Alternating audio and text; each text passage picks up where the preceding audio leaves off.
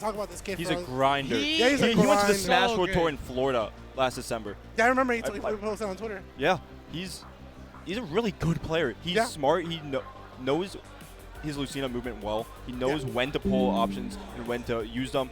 It's just going to be a good sword battle between the two. It is. Tyranks has definitely filled in the shoes that we used to have for Vladen. Vladen was one of the strongest Lucina mains, and then post-COVID, Vladen just kind of didn't give too much about the game, and that's understandable. Some people that playing Wi-Fi for so long, you may fall out of love with the game, and unfortunately, Vladen did. But Tyranks was not too far behind him, even pre-COVID. He was definitely one of those players who showed up. Definitely had Charlie open his eyes for a moment because he was surprised. And then Tyranks started, like you said, he's a grinder. He knows, you know what, I have something going on, and just like Cyro, you gotta grind for it. And Tyranks out here grinding for it. And they're both grinding for what is going to be possibly top 8. Two of the finest players in SoCal. We'll see who makes it. I mean, I don't want to have bias, but I mean, if either player makes it, I'm winning at this point. Yeah. So I just wanted to mention, because this is still super funny. Did you hear how Cyro won against Loaf? Yeah. Yeah. Hitbox extension. And also, so okay, let me explain to you guys quickly. Loaf threw a bike. Cyro countered it. Loaf went for a waft, and it just invincibility through it because of the hitbox extension. Yeah. And you know what's funny? Cyro doesn't counter. He's not a counter player. He never counters. It's one of those things where he rarely does it. But you know what? If you guys were saying last match was a little bit boring, man, this is going to be a scrap. This is definitely a battle of the swords, and we'll see how it goes. It's going to be a lot of neutral, but also who can carry the momentum with each swing. One thing that I really like about Tyranks is he definitely utilizes his sword length a lot. And the thing with Roy is he's going to want to get really close up because of that sweet spot at the hilt of his sword. Well, that's the thing too when you look at a character like Roy. He's able to get closer because of his movement speed. So he's able to actually continuously put on the pressure.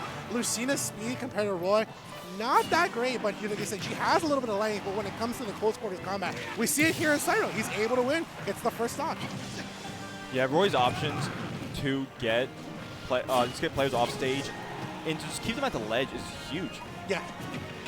It should not be understated how much of an improvement this character is over Smash 4 appearance. Oh, dude, I still, okay, so in that situation, that kind of gave Cyro an opportunity, like, I don't want to get hit by this double forward air. I have to go for this lower recovery, but unfortunately, in the middle of that, he lost his stock.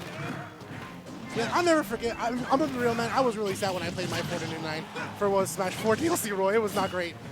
Rough recovery angle, yeah, and just like that. I mean, that is the give and take with Roy. Right, you do have a lot of power. I mean, you have basically no limit cross slash with that. Oh no, the air dodge. But also, I still respect it from Cyro. That's a common habit that a lot of players have when they do get hit by crescent slash from Lucina. I mean, like the dolphin slash may not be getting it wrong, but when they get hit by that, their normal reaction is to directional air dodge towards the stage because you get that tech.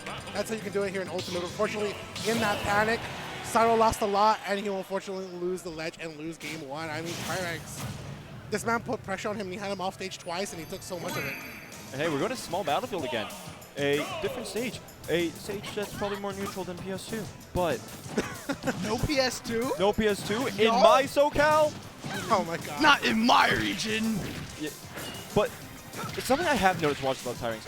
He will abuse the fact that Lucina up B is invincible on frames 1 through 5 in the air. However, it is very noticeable that he does that. He gets hard punished for it. In this game and in this meta, the way the out-of-shield options work, especially for a character like Lucina, it's very good to punish your opponent. Cloud has it. Lucina, some of the best sword characters do have a really great out-of-shield option, but here is going to be the jab to the raw back air, and then Cyro takes a lead. Now we're seeing some movement here, but look at that. He's able to avoid a lot from Tyranks. It's just movement, but also understanding when he's coming out of that angel platform, he's coming and swinging. My objective here is to move around him, take the neutral. Look at how much he has over Tyranks at this point. Yeah, that damage can definitely build up with Roy. Cyro is able to make it back onto the ledge. He's holding shield right now. One fair could possibly end it for him. Maybe a back or two. Nick, you called it. You called it. He likes those, like, that's just a general. Like, I've seen the Marcino players. We have Stretch down on the in MDVA right now. He loves using that up to get out of punch-true combos. It's also a big thing in Melee, too. I mean, Melee, of course, also being here at Wavedash. Oh, both players not making it. Didn't make it? Okay. That was also a I'm not going to say much of it contributed to the camera because it was just all, at the end of the day, both bad options for both players to wait that long. Yeah. But the camera definitely could have contributed a little bit to it. But I still like that. I still respect that from Cyro because he knows Tyranks hits me with one back air, I'm doomed. So I have to wait for him to give out first, and then I can make my recovery. You see right now, Cyro is up the whole stock. It's actually a really good lead for him, but anything could happen.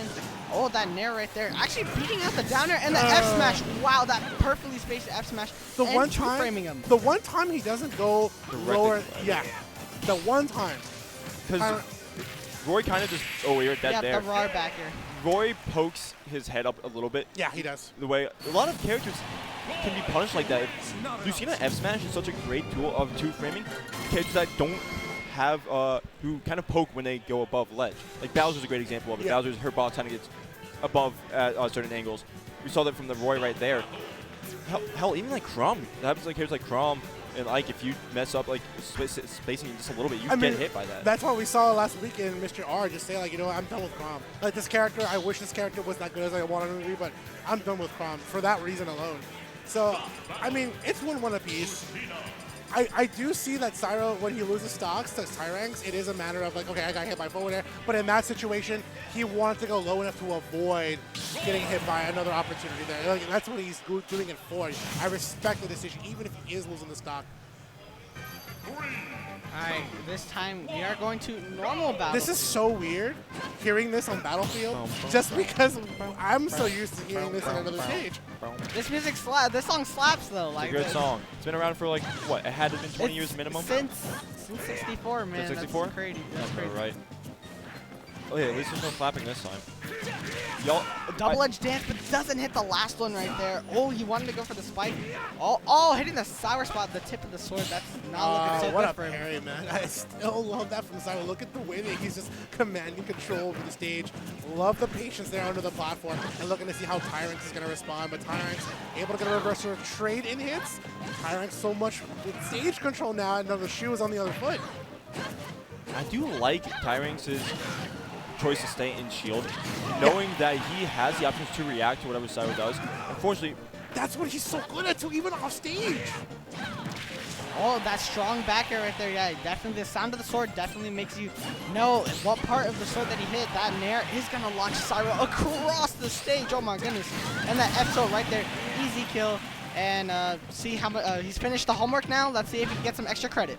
yeah, something that Cyro has been doing a lot is punishing, practice parrying these Lucina nairs and being able to punish in between hits 1 and 2. His training partner and somebody that he does train with his players like Ketchup. You guys might remember Ketchup. Yeah. Famous player who did beat Light at that one tournament. But the one thing for sure for Cyro is his training partners are also used to doing parries that he himself has brought onto his actual skill set to be able to do that against his opponents. And it shows why parrying for him works so well, especially with a character like Roy, where you can actually react in time after the parry. Yeah, and we're seeing a lot more of the reliance. Wow. I'm not kidding. Like Oh. he's learned this from training with Shine and both Ketchup. They both parry, and it goes to show like having good training partners can bode so well for you in opportunities in high-level play. What a read! Because like you knew, all right, Tyranks, you might actually fall for this. These upbeats have to stop. They do. Yeah. Like, I talked about his reliance on them earlier. They were not like, he was not doing it like this. And there we go, the slight weight. He knows that he's not doesn't get anything true off it, and he doesn't lose anything by going for a read like that. Going for the sword blade dance right there. Right now, this is going to be rough for Tyranks. Yeah, that Dolphin Slash is going to help him just a tad. Getting Cyro off stage and footstalling. Okay. Something we've been seeing a bit more recently as Sean implemented it a lot, and as you know, Sean got a lot of people looking at it. So a lot of people started copying that. It's a thing of like sometimes the best pressure is no pressure because your opponent is expecting that. They're so used to you like actually going for an aerial that at that point you condition your opponent to be scared of that aerial that if you don't throw it out, the fear let alone is just good enough. Forward tilt coming off for Cyro puts Tyranks off the stage. I love the patience. The one Oh, no shot! What a trade! No Tyranks. shot! Oh He's my got this God. man bending the very brim of the cap. He's like, all right. My man pulled out the Uno reverse card right there. Wow, that was amazing. And that was also a reverse 3-stock. Yeah. Yeah, that's amazing. Cyro not particularly upset about it. He's composed, like, okay, it is what it is. He lost that game 1, and we saw how dominant that game 2 was. We talked about this earlier, too. Sometimes the worst damage that you can take is not in the game, it's out of it, right? Your composure. If you lose composure, you're going to start going ahead and forward smashing the ghost of PS2 for all I know. And then you're basically giving up so much there. So, we'll see. I mean, look at the way that Cyro's coming out. He's still whispering the lyrics of whatever the heck he's listening to, and he's keeping his composure. And then Tyranks knows, I got one more game in me, and I got that top 8. Yeah, at one of the most stacked regionals. Yeah, that's something that's also so impressive about how well these younger kids are doing, is they have been in these situations before, and they're being put in such high-pressure situations. Like, see Sparker. Sparker is 16. Yeah. He's doing so well at composing himself for someone who didn't, hasn't been around that long and not going to get the sweet spot of jab F smash there. As you can see right now, the jab actually, I didn't know jab actually hit ledge. But right now, Tyranks is actually in a huge deficit, but not impossible for a character like Lucina. We've seen him do it, get those early kills at around 80 to 90%. But as you can see, oh, hitting the blade dance right there, the downwards one, the last hit. You can see now Cyro's just gonna be spacing, getting Tyranks off stage to force him to just be in a bad situation or approach. And something to note is Cyro isn't committing when he's going off stage. He's just jumping slightly off and forcing Tyranks to go low each and every time, which allows Cyro to reposition himself for when Tyranks eventually does come back. And that got Cyro's spot, really? And reason number 2 for that is that a couple times he's done that. Unfortunately, Tyranks will also react to that. So Cyro also understands sometimes the best edge guard is no edge guard, and my pressure alone is good enough. Good shielding of the Dolphin Slash, and that neutral special is going to hit him. Oh, trying to go for the Dolphin Slash as well. Goes for the grab into a forward throw. And the fair. Okay, the jump to the fair. That was very smart of him. Living so long. Yeah, up throws does not kill for another at least 10, 15%. And this is really big for Tyranks. We have seen that Tyranks loses every game. He's like heavily behind, except minus, of course, the last game. Yeah. And Cyro's really good at keeping his composure. And if Tyranks has to feel pressure from, hey, I'm 1 game away, I have this lead, Cyro can heavily take advantage of that. Oh, yeah, right there, that Dolphin Slash coming out very early. That was good, too, because he just parried, and he knows if I stop this advancement here, I will gain a little bit of stage control, but unfortunately, Tyranks has all the control here. Cyro has to watch his way to get back on the stage. And there's the shield break. The shield breaker, all right. And another one. The roll is so costly. And as I said earlier, right before that happened, you have to watch how you come back on the stage. Hey. This is actually very doable for a character like Roy. I do believe Roy is top 10. Oh, but that dancing blade coming out. That's it. Have his jump. He did save his jump. Oh, he had his jump. And then, you know what? That's the thing about it, too, is that he saves his jump for a good reason, right? We've mostly seen Cyro actually just go for up B and no jump. That jump is your life paddle. If you burn that, especially in the matchup against Lucina, you're out. True. Oh, there's the pressure. 69% on Tyranks right now. Gets grabbed. Shout outs to our vendor, 69%, brother. Yeah, our vendor, 69%. He really does need his good. Oh, a lot of swinging here. And I was scared because if that had kept going, one of these two, I mean, at least for Cyro, he would have to get out of that situation. Gets the back air, puts off a little pressure. I love the way that he can change his angle with side specials in the first one, and then he looks to get a little bit of control. Double-edged dance is not just for use for kill. No, in the middle of trying to parry. That's fine. You didn't even see the mash coming out. It's unfortunate. It's an unfortunate way to end it with Cyro. You had a chance to take the lead in that game 3 as well. Yeah, he did. To go like that with 2 shield breaks. It's a battle of, I mean, no pun intended. It's a dance of blades, right? It is how do I dance with my opponent and use my opponent's movement for me, and understanding, okay, this is signaling for this, right? This is signaling for my opportunity to move in. This is signaling for my opportunity to just watch myself. Sometimes Cyro will also do the same. That footstool, that was so good from Tyranks. Yeah. Tyranks, I think he's the youngest player in top 8. I think he's the youngest player in top 8, man. He is. Shout outs to him, like I said, man. He was one of those kids who just needed a season. And here at Wavedash, he makes his mark in the middle of Cyro, unfortunately missing the parry. That was big for Cyro here. And so even then, he doesn't get the stock there, pushing their opponent off the stage and then looking to just optimize. All right, cool, they're off the stage. Let me go ahead and try to get a gimp. Let me go ahead and try to just immediately try to see how they're going to recover to stop them.